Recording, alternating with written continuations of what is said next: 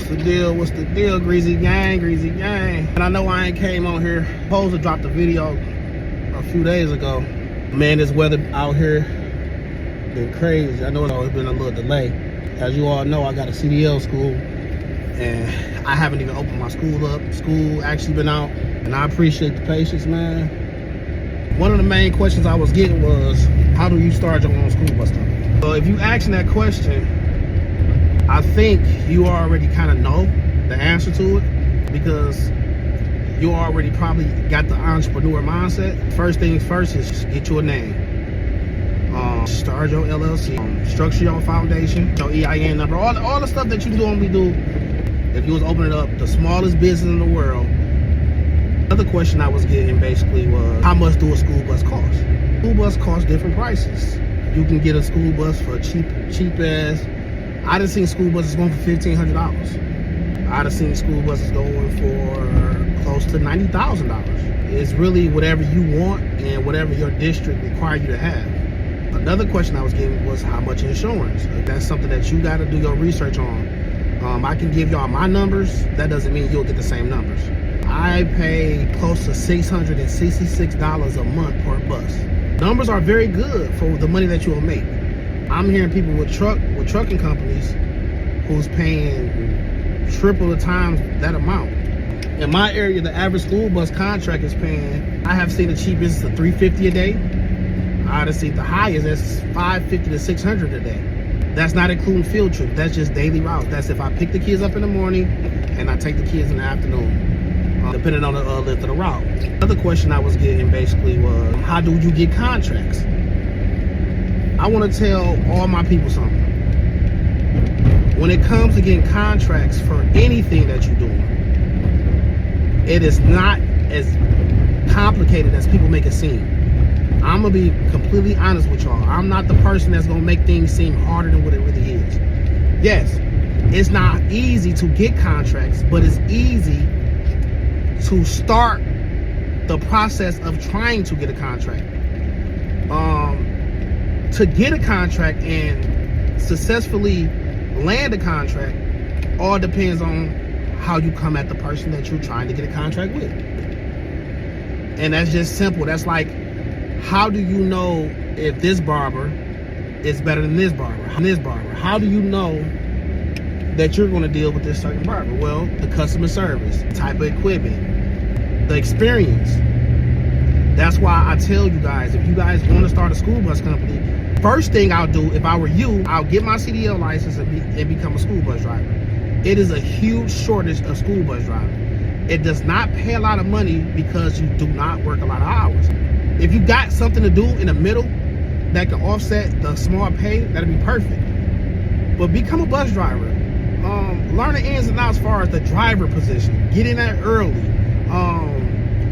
Get them complaints. Get to a bus where a bus break down. How you going to handle that? Rule parents, rule kids. All these things, they got plenty of training to become a school bus driver that you have to do. They have a lot of training to become a school bus driver that you have to do before you even can be a full, legitimate school bus driver. In Michigan, go to school and get your CDL, BPS, which is your bus passenger and school bus endorsement. That doesn't make you eligible to become a school bus driver. You have to go to a class called Beginning School Bus Training.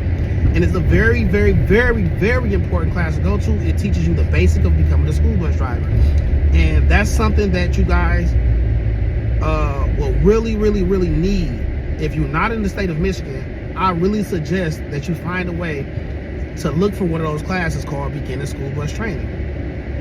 That's going to give you the very basics of school bus driving. And again, get that experience, man. I always tell people, whatever business that you want to start from the bottom. Start from the very bottom of the business and work your way up. And you will understand the business more, which means for the good and for the bad. How did you feel about getting the money that you got? How did you feel about working how many hours you work? How did you feel about the complaints that you got? Right? How did you feel about the bus that you was driving? All those things you will learn. So when it's time for you to be in the higher ups, you will be able to answer those same questions, and you will understand how a driver feels instead of just going off what you believe how they feel. You know firsthand how a driver feels because you was a driver before. And I think that was one of the things that really made me become a great manager, supervisor, and I was really able to see things from a driver's point of view. So what I do, I'll give you guys a cheat code that I use. So of course, school bus drivers does not make a lot of money because they don't work a lot of hours. In my area, the average school bus driver probably work between 15 to 20 hours a week, because they go in the morning, they do about an hour to an hour and a half in the morning, and about an hour and a half in the afternoon. So what I did was I said, how can I keep these drivers satisfied? Because at the end of the day, that's no money there. I can't pay you a lot. You're not working that many hours. So what I did was I was able to combine my CDL school with my school bus driver. My drivers actually work at my CDL school, and I pay a percentage for training. So I have 2 drivers as 2 trainers, and they train the people that come into my school for CDL license. They train those drivers, those new drivers, and I get paid for the person coming to the school for CDLs, and I get my drivers a flat fee. I have a program that can basically get a driver their CDLs within 2 weeks. So what I do is I stick these new drivers with my veteran drivers, and I pay them a small percentage of whatever that person paying me to come to CDL class. So that's other income. I also have 2 vehicles on my lot that I allow my drivers to use on their spare time for like Uber and Lyft and DoorDash and things like that. So in the middle of the day, or when they get done with their route in the morning, if they don't have a student that they train in, what they'll do is they'll get in a vehicle and they'll go do DoorDash. Now, I don't provide the gas, but I provide the insurance. So I pay the insurance and I provide the car. They don't have to pay me anything when it comes to stuff like that, because I want to keep my drivers around. Also, again, you have to have something for your drivers to do. I also, in the summertime, I have a landscaping company. So a lot of my guy drivers, they get inside my pickup truck and they go out in the middle of the day after they get done with their morning route. What they do is they go out and they do landscaping. They take care of the fuel, I take care of the insurance. These is things that I do to show my drivers appreciation. It's not as simple as buy a bus, get it insured, get some money. No. It's a very, very, very, very good business to be in. But it's not that easy, but it's not that hard. To get started, it's not that hard at all. But like I said, if you haven't driven a bus before, and if you haven't been a school bus driver before, I think that's something that you should do before you decide that you want to become a school bus owner operator. To go over a few numbers, I'll let you guys add it up. So my guy that I was working with, and this what made me say go. So I was working with this guy for many years, and again, he was supposed to be my mentor, but he never came through. Okay, no big deal. After he became a millionaire, he kind of like stayed gone out of town. So I just basically started doing research. I started snooping through things and started seeing numbers. And when I realized, there's 2 things I realized. I realized how much he was paying per bus. I found out where he was getting the buses from. And then I also realized how much the contract was paying him. And when I got with him, he only had 2 buses. When I looked up, and I'm seeing this guy now got 35 buses, close to 30 to 35 buses, and he's making between $350 to $450 a day per bus. I knew how much fuel it cost to run this bus for a week. I knew how much money he was paying the driver. Now, only thing I gotta do is find out how much the insurance costs to make sure that this is something I wanted to do. And once I got the insurance numbers and I seen the profit behind it, I said, there's no way. That's when I went and I pressed go. And what's crazy is having a relationship with people is one of the biggest things. When you're a driver, some people may think they're just a bus driver. I tell people, when you're at the bottom, you need to treat that bottom position like you're the owner, because you're the face of the business. When I worked at McDonald's, although I was the person at the speaker asking you, how can I help you? It's so many people coming through that drive-through that's seeing you. Most people that come through the drive-through, they typically come through there every day. It's a lot of people that got, this is my, at 12 o'clock, at lunchtime, I'm going here. It's a lot of people that does that. So if these people, number one, see the same face every day at this drive-through, that lets them know that I'm dependable, number one. Number two, I'm professional. I'm treating this place like I'm getting the money from every burger I sell. So I'm doing suggestive sales.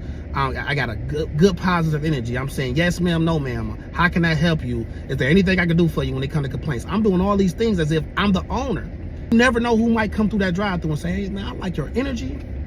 I like how you work. And I like the fact of your consistency. I am the owner of a multi-billion-dollar business. I want to offer you a position. Just never know who might come through there. And believe it or not, they know if this person can do this good at McDonald's, I know for a fact he can do good with me. And people don't understand, the most less paying job is the most hardest jobs. The more you make, the less you work, if you actually think about that. And once I realized that, that's what made me say, I'm going to treat every position like I'm the owner. To go back to the school buses, I had this young lady, I was doing her route. She didn't like the services because a lot of times this guy needed a spare bus somewhere else. He'll take me off of that route. So say he had a route like with 7 buses. Say one of those buses broke down. Instead of him using 6 buses or finding another route, he'll take the bus off of the small contract routes, and he only had 1 bus with this one particular young lady. And so she hated the services, but she loved me as a driver. And I would tell her, I said, one day I'm going to become owner operator. And don't worry, that was 2018. It is now 2025. She was my first contract that I ever landed a year and a half ago to 2 years ago. Love it. Now my driver represent who I am, so I'm very big on, you need to treat these customers just like I would treat these customers. If you have a problem with anything, you can go. But you got to treat these customers as if you're the owner. And when it just amazes me, like, how my goal was to become an owner operator, and that happened. But I never ever expected to have a contract with a person that I once was just a driver for. That goes back to what I was saying about building relationships and becoming that driver. They see who you are. Talk to these people. They know who is the person to depend on. This driver is going to show up every day. This driver is going to be clean. The bus is going to be clean. This driver is going to be polite. The customer service is going to be A1.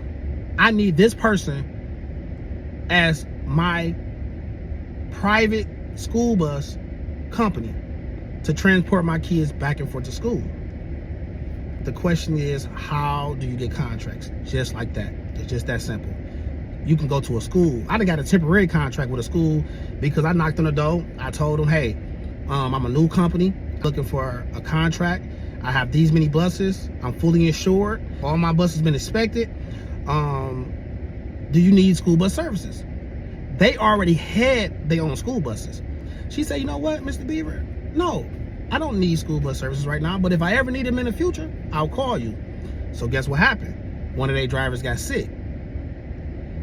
I'm not going to drive their bus. They're going to have me come with my own bus. That's how you get the temporary contracts. Also, they got field trips where they drivers couldn't fulfill. They call me. I do their field trips. So it's like, and they got their own buses. So just imagine, a lot of schools don't have their own buses. A lot of schools don't do transportation, but you can force that school to basically do transportation because you have good services. When they go to these bigger companies, they charging them $900 to $1,000 to take a basketball team to a game. So that's where you come in at as the underdog, and you make your own prices. You know how much the fuel costs, you know how much the insurance costs, and you know how much the driver gonna cost. And when you get started, be your own driver. You already got the experience, be your own driver. That's about it, man. I'm going to start bringing this content up. And like I said, any questions, man, lock in with me, man. Again, I'm the first person on YouTube that's talking about school bus contracts, man. This school bus contract world is something different. And the good part about the school bus contract, it's easier to find a driver to fulfill a position as a local driver than a truck driver will, because a lot of people don't want to go over the road. The rates, they can't afford to pay a driver. So that's the reason why I decided to switch over from buying a semi truck to go ahead and grab me a few school buses instead. And I'm doing pretty good with just 2 school buses on the road. Again, I only got 2 on the road. I got 10 total. I got party buses and I got a CDL school. And I got a shuttle bus I just got. So basically, I'm an all-over CDL plug. I can train. I'm a certified CDL instructor. I go through the state for funding. It's a lot of things I do, you know. So if you follow me, I'll put y'all on a lot of information that's probably not out there. Any questions, man, just go ahead and drop the comment below. I need y'all to subscribe to the channel.